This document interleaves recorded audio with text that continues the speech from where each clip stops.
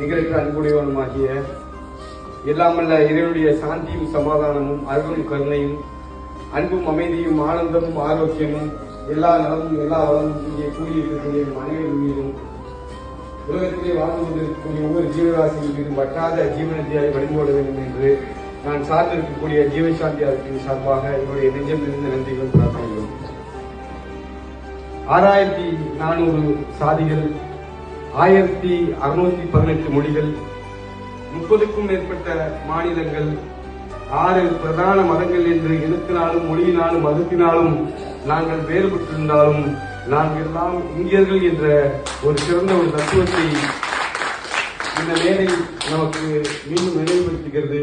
இந்த வாய்ப்பை ஏற்படுத்திக்கூடிய எங்களுடைய பேரன்புக்குரிய குளோபல் லீடர்ஷிப்புடைய நிறுவனர் மரியாதைக்குரிய அக்கீம்ஜி அவர்களுக்கும், பொதுவாக நாங்கள் கருப்பு உடையை எப்பவுமே போடுவோம்.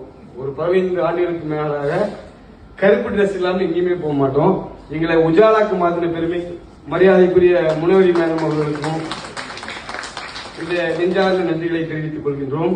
அரசு மருத்துவமனையில் மரணம் அடைந்து பெறப்படாத 12,000க்கும் மேற்பட்ட உடல்களை 3 மதத்தினுடைய நம்பிக்கையின் அடிப்படையிலே, இந்து மத நம்பிக்கையின் அடிப்படையிலும், இஸ்லாம் மத நம்பிக்கையின் அடிப்படையிலும், கிறிஸ்தவ மத நம்பிக்கையின் அடிப்படையில் பெண்களை எடுத்து அவர்களை தூய்மைப்படுத்தி அவர்கள் அடக்கம் செய்யக்கூடிய பணியை ஒரு 13 ஆம்புலன்ஸ் வச்சு கிட்டத்தட்ட ஒரு 200 கிலோமீட்டர் பகுதியில் இந்த பணியை செஞ்சு கொண்டிருக்கோம்.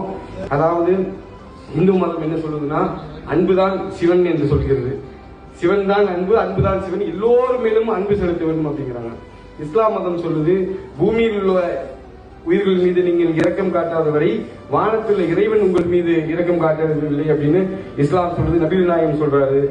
அதாவது பைபிள் சொல்லுது, அன்பு சகலத்தையும் வெல்லும், அன்பு பொறாமை கொள்ளாது, அன்பு பொய் சொல்லாது, அன்பு ஏமாற்றாது, ஆகவே நீங்கள் அன்பு செலுத்துங்கள் பைபிள் சொல்லுது. ஆகவே இந்த சிறந்த ஒரு மேடையில மிகப்பெரிய ஆளுமையில் அமர்ந்திருக்கக்கூடிய இந்த நேரத்திலே உங்களுக்கு ஒரே ஒன்று நினைவுபடுத்திக் கொள்கிறேன்.